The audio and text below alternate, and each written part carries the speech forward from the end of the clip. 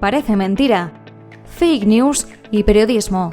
Una conversación a tres voces sobre la mala información y también sobre la buena.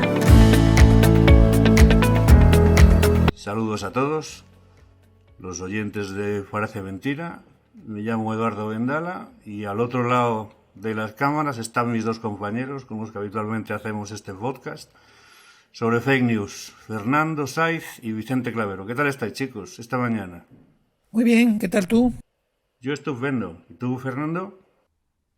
Muy bien, gracias. Aquí estamos todavía un poco noqueados con lo que pasó la semana pasada en el Congreso de los Diputados con la convalidación de la reforma laboral. Y la verdad es que con cosas como esas, lo de las fake news se queda en nada al lado de las real news. Y del ridículos news, ¿no? Más o menos. Tiempos entretenidos, sí. Sí.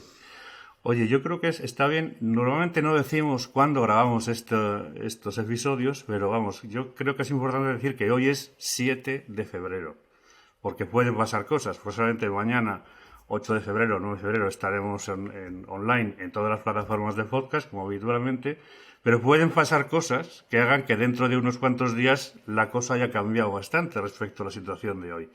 Entonces, que se sepa que hoy, que cuando estamos grabando este podcast es 7 de febrero. Entonces, vamos a hablar de la guerra, no solo la guerra de fake news, sino sobre la guerra supuesta que nos está esperando a la vuelta de la esquina entre Occidente, o sea, OTAN y Estados Unidos, y Rusia y sus países satélites. Hace un mes y un poco más, el mundo despierta convulsionado sabiendo que Rusia ha enviado varias decenas de miles de soldados a la frontera con Ucrania y a la frontera con Bielorrusia para, teóricamente, presionar a Ucrania en un intento de reproducir lo que hizo en 2014, que fue invadir y anexionarse Crimea, que hasta entonces era ucraniana. Bien, entonces Estados Unidos y la OTAN han reaccionado posiblemente un poco tímidamente, pero lo que se ha producido a continuación es una enorme guerra de fake news y de desinformación, protagonizado sobre todo por el bando ruso, que tiene a su disposición desde hace mucho tiempo una horda parece una palabra un poquito fuerte, un grupo de medios de comunicación perfectamente estructurados al servicio de la propaganda oficial del Kremlin. Entonces, hay que recordar que eso desde 2014, como decía, en Crimea, estamos en una especie de guerra fría que se calienta más o menos en función de movimientos de tropas o de declaraciones o de movimientos populares en torno a la democracia en Ucrania o en Bielorrusia, y que eso está alimentando lo que ya en su momento hablamos en algún momento en un episodio sobre el uso de la desinformación como arma de guerra. Ahora hablaré un poco más de los principales medios de comunicación que se están utilizando para desinformar al bando contrario, pero es decir que si bien los rusos tienen una estructura fantástica para desinformar a Occidente y a sus propios ciudadanos, también se producen vídeos como el que he visto ayer, que ya ha desaparecido hoy, en TikTok, de una supuesta invasión ya de tropas rusas destrozando pueblos de Ucrania, que en realidad eran entrenamientos de militares rusos a militares sirios en Alepo en 2019, pero ya TikTok, y se saltó varios medios de comunicación, estaban proporcionando un vídeo falso, súper viral, en TikTok, diciendo que Rusia ya había invadido Ucrania. No sé cómo lo veis vosotros y si tenéis ya algún tipo de información más sobre las fake news que se están produciendo en este campo. Vicente y Fernando.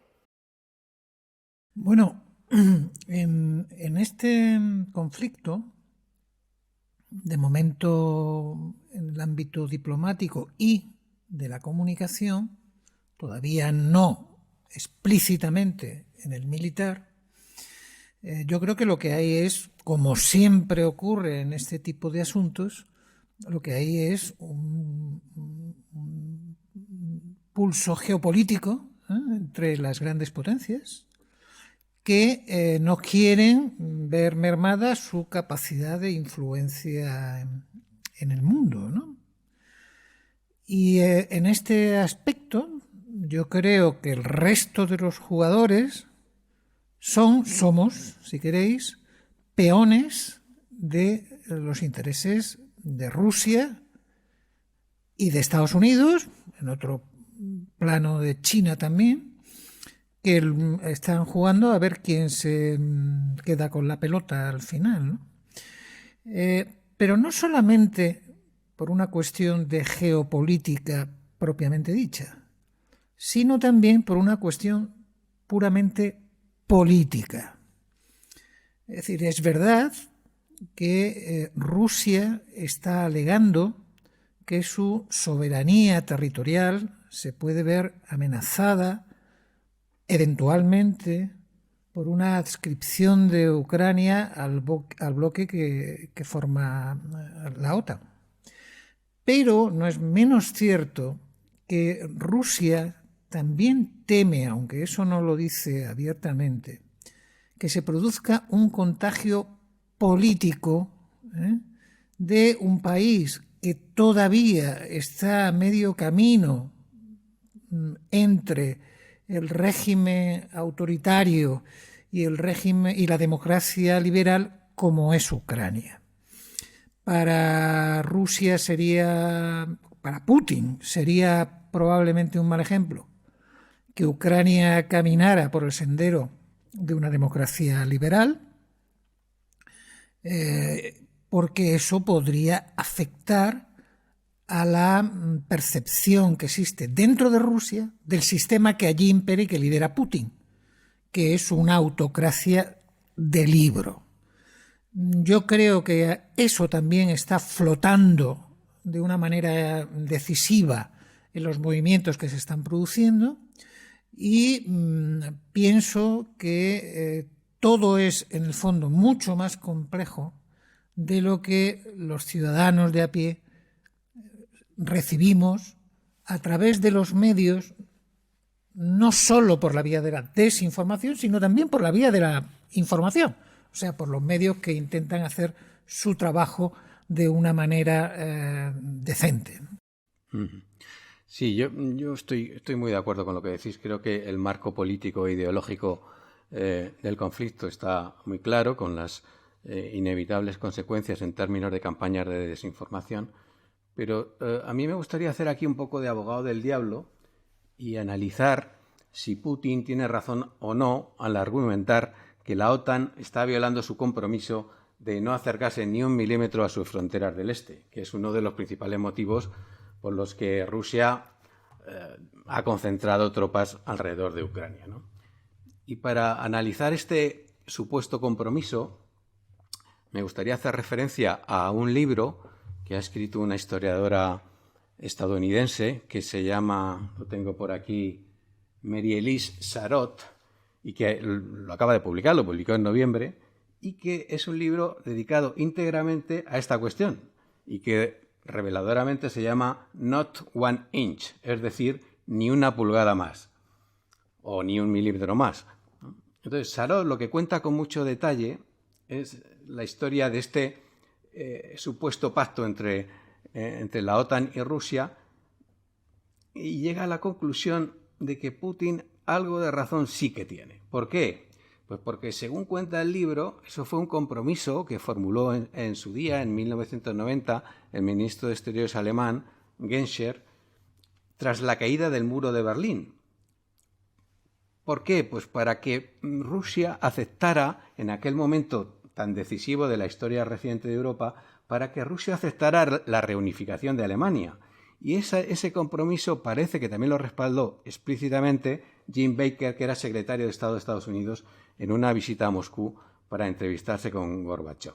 El caso es que después, tanto el presidente Bush como el canciller alemán Helmut Kohl, pues vinieron un poco a desautorizar este compromiso, o por lo menos lo rebajaron.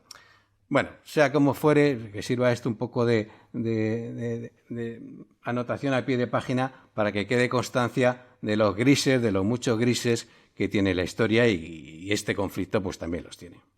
Yo en este tema, yo no conozco el libro, pero lo voy a buscar y lo voy a leer. Lo que sí he leído es un poco historia desde que cae el muro de Berlín, cómo han sido las relaciones entre OTAN, Unión Europea, OSCE, Rusia y sus satélites.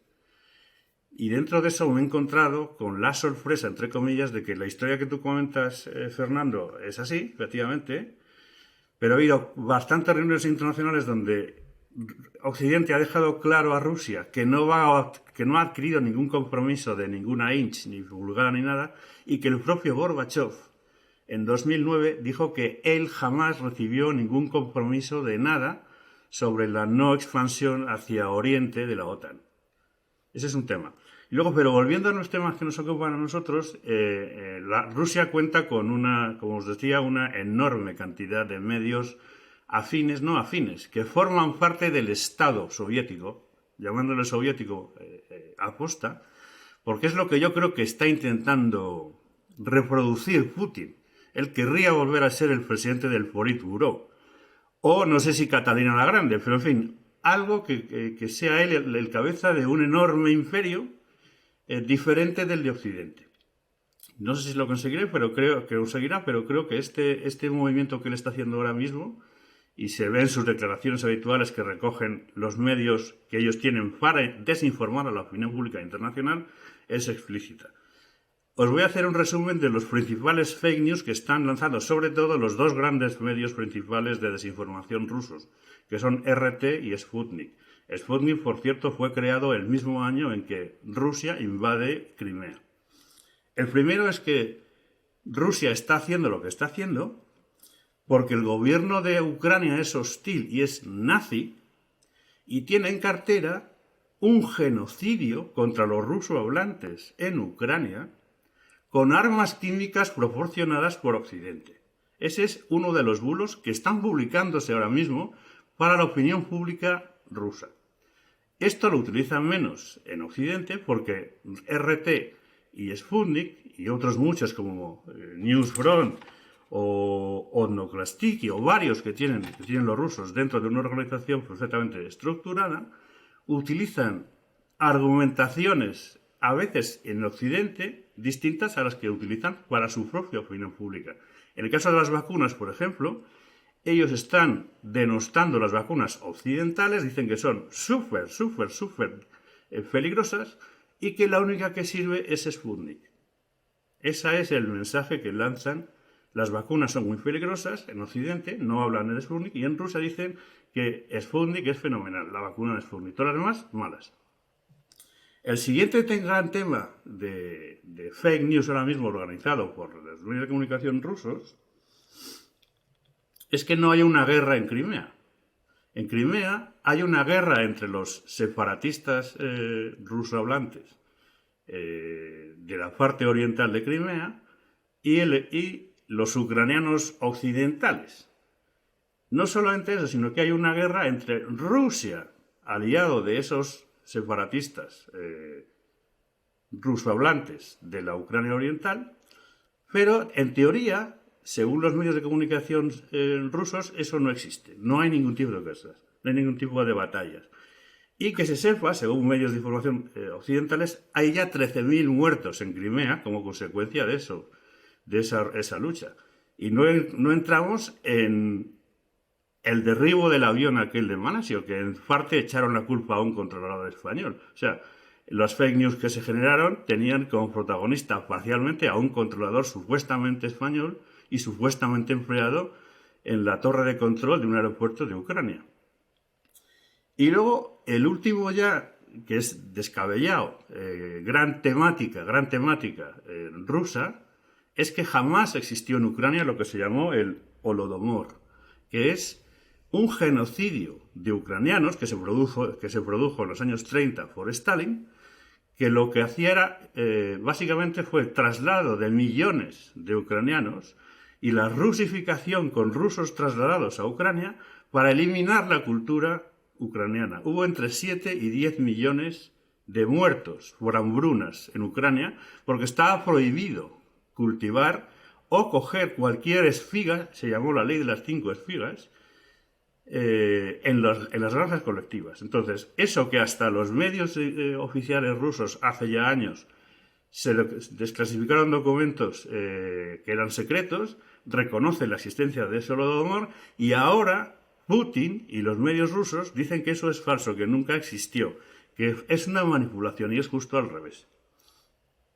No sé qué más. De todas formas, yo me gustaría que trascendiéramos un poco lo que es la pura batalla, insisto, geopolítica, en la que se inscriben precisamente ese tipo de fake news o de elementos de desinformación a lo que se refería Eduardo, y fuésemos un poco más allá, miráramos un poco más allá a los objetivos que busca, que persigue Putin, que ya apuntaba en mi intervención de antes.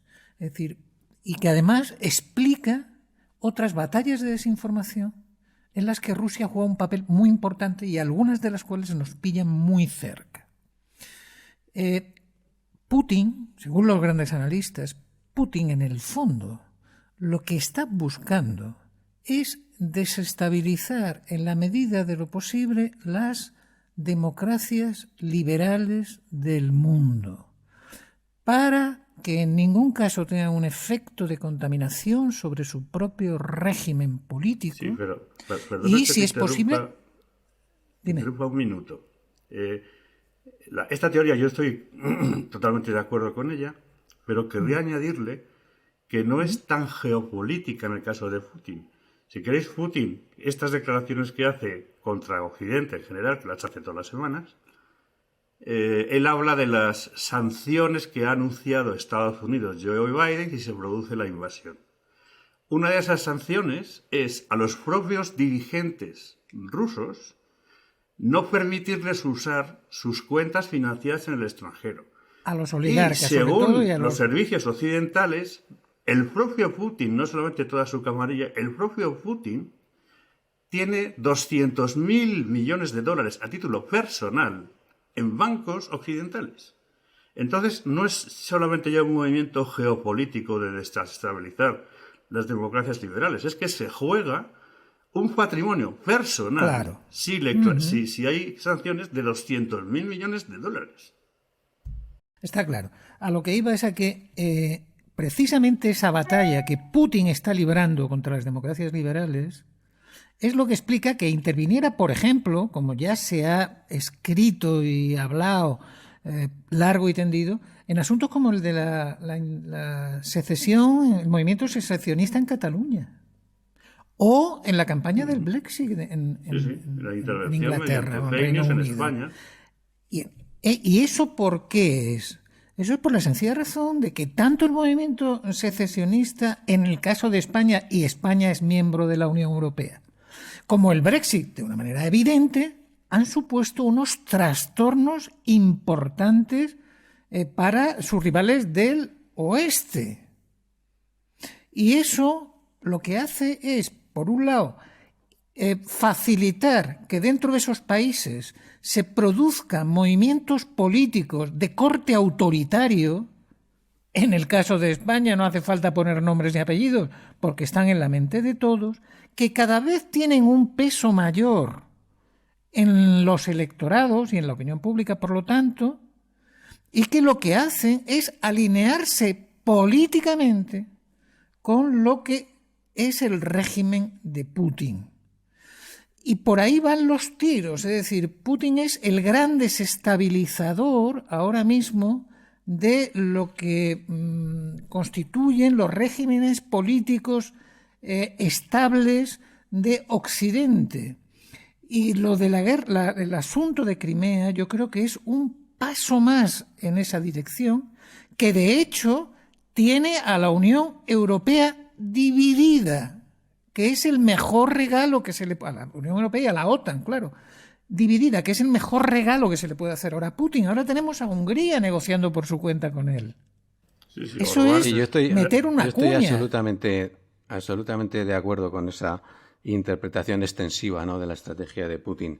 Hay que recordar también, tú, Vicente, has citado varios casos, pero hay que recordar también la influencia de la desinformación rusa, por ejemplo, en las elecciones en Estados Unidos, Trump, e incluso en la entrada en el Capitolio de hace ahora poco más de un año.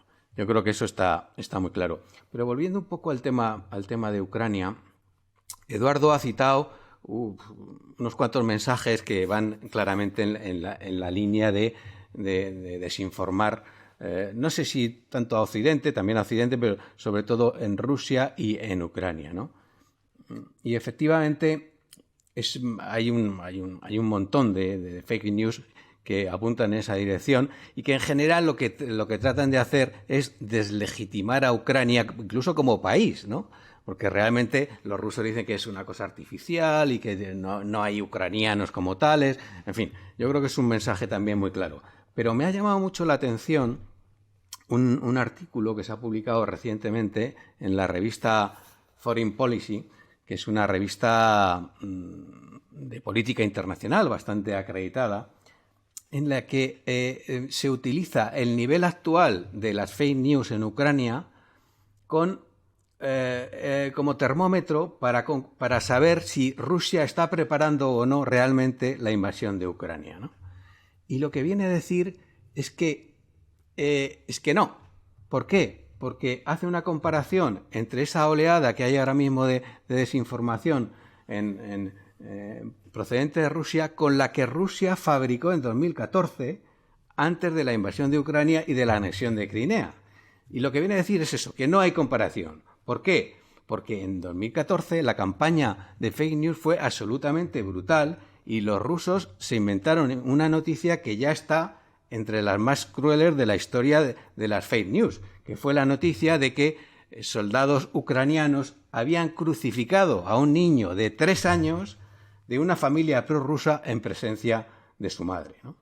Pero bueno, yo de luego no tengo estropeada la bola de cristal y no sé si finalmente Rusia invadirá Ucrania o no, pero bueno, a mí este artículo me da que pensar que los rusos todavía no han elevado el pistón lo suficiente en su campaña de desinformación. Como os digo, Putin todas las semanas hace declaraciones a sus medios nacionales, televisiones, webs, a todos. Y entonces lo último que ha dicho textualmente sobre el conflicto, ha dicho muchas cosas, pero he destacado lo que más me ha llamado la atención de sus frases. Y la primera es que la tarea principal de la OTAN es contener el desarrollo de Rusia.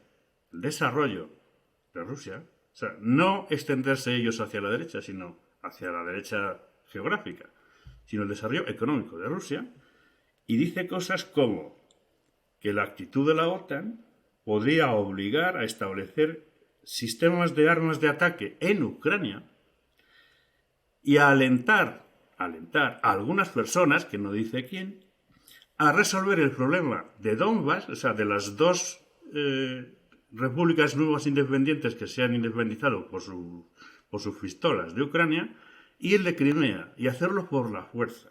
Dice, y eso podría arrastrarnos a nosotros a un conflicto armado.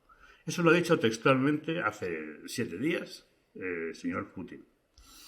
Y luego, por aportar algo más, buscando he encontrado este documento, que no sé si se verá bien, que es súper interesante. Ahora yo creo que lo pondremos en la dirección web. Es en parecementira.club o en las redes sociales nuestras. Es un un informe del Departamento de Estado norteamericano sobre cómo es la organización de los medios rusos en favor de su propaganda. Es espectacular. O sea, impresionante. Son 33 páginas de obligada lectura para cualquiera que esté interesado en el mundo de las fake news. Y ahí te explica muy bien, aunque es hiper oscuro, hiper poco transparente la organización de estos medios, sí te revelan quiénes son los que mandan. Y básicamente está en la cabeza de estos medios, que no son solamente RT y Sputnik, son principalmente ellos, pero no solo ellos, que quien está a la cabeza es el propio Putin. Y justo debajo de él está el señor Alexei Gromov, que fue uno de los sancionados por Estados Unidos en el año 2014, que es su primer jefe de gabinete, y debajo de Gromov está Margarita Simonian, que es un poco la gran cabeza de todos los medios utilizados internacionalmente para la propaganda rusa. Entonces, yo recomiendo... recomiendo la lectura de este informe porque es impagable, de verdad. Esta mujer a la que tú te referías es la que lleva dos medios a los que se ha hecho alusión aquí, que es RT y Sputnik. Y todos los RT, demás. sí, entre ellos estos dos, que son los más destacados, los más mencionados, RT y Sputnik. RT sería Russia Today, que es un canal de televisión, y Sputnik es una agencia de noticias. Perdona, canal de televisión, sitios web, canales de radio... Con todo lo que supone, todo lo que es el universo de sus medios. Todo lo que se mueve. Solo quería decir dos cosas, por mi parte, para acabar. En primer lugar, para que veáis hasta qué punto esa penetración de los medios rusos es algo hasta normalizado. Nosotros tenemos, todos los españoles que quieran, tienen acceso a RT, a Russia Today, a través de Movistar en el canal 119 de su parrilla. Sí. Ahí tienes una cadena prorrusa que está dedicándose a desinformar a todo el que le ve o le escucha. Segunda cosa que quería decir. No nos equivoquemos, aunque yo creo que eso está en el ánimo vuestro, por supuesto, y de nuestros oyentes. Y hay desinformación en Rusia, ahora toca en Rusia, pero la desinformación no la ha inventado Putin. Y no hace falta más que mencionar, si os parece, y yo creo que no es la primera vez que lo hacemos en nuestro programa, al asunto célebre de las armas de destrucción masiva, que fue la mayor fake news hace 20 años previa a la invasión de Irak. Y esa no fue establecida por Rusia, sino por Estados Unidos. Eso fue una gran fake news. Por cierto, hay un gran propagador de las teorías trumpistas y más estrictamente conservadoras y populistas de Estados Unidos, que es la Fox News, que es el canal que promovió y lanzó a Trump. Bueno, pues Fox News se puede ver perfectamente en España y sus mensajes calar entre la gente que quiera verlo a través del canal 116 de Movistar. Es decir, tenemos a esos medios que han protagonizado o están protagonizando o van a protagonizar la desinformación, lo tenemos metido en casa a solo pulsar un botón. Yo creo que estamos ya terminando nuestro tiempo hoy. Solamente decir que dentro de todo este follón, España tampoco tiene un gran protagonismo, por lo menos en los medios internacionales, y que hoy Sputnik, por ejemplo, esta mañana, has lanzado una especie de noticia más o menos diciendo que a España que se deje de postureos. O sea, que si manda barcos y no sé qué tal, pues que somos poca cosa. O sea, que no somos gran cosa. Aunque hay una lista que está haciendo Putin y que ha anunciado en la televisión rusa que va a hacer pública una lista de países a los que los presentadores de televisión llaman chacales que intentan morder a Rusia. En esa lista estará España, pero vamos, que no somos una gran potencia como para que se preocupen por nosotros ahora. Entonces ya si quieres, yo quería, Fernando, para terminar, un poquito último y ya despedimos el programa. Para terminar, simplemente quería hacer una pequeña anotación, y es que el viernes pasado por la tarde la agencia de noticias Bloomberg, que es un medio de comunicación prestigioso, sobre todo en temas económicos, publicó en la portada de su web un titular que decía: en directo, Rusia invade Ucrania. No era verdad, evidentemente, pero ese titular permaneció en la web de Bloomberg durante media hora aproximadamente y finalmente fue eliminado y Bloomberg se disculpó por el error. En este caso no era que Bloomberg tuviera información errónea, sino que se había colado en la edición de la web lo que se llama un pretitular, que es un titular redactado de antemano para ganar tiempo cuando se produce la noticia y poder publicarlo cuanto antes. En fin, que a veces hablamos aquí de periodismo caviar, de periodismo de bueno, pero en este caso tenemos que hablar de otro tipo de periodismo. Sí. No sé si periodismo acelga o no sé cómo llamarlo. Muy bien. Pues hasta aquí hemos llegado hoy con nuestro nuevo episodio, el tercero de la segunda temporada de Parece Mentira. Gracias, Vicente, gracias, Fernando. Nuestro agradecimiento también a Chema Martínez de Formato Podcast por la producción. Y creo que nos escucharemos de aquí, o sea, mañana creo que subiremos este nuevo episodio y hasta dentro de 15 días. Gracias a todos. Muy bien, un saludo para todos. Un saludo a todos.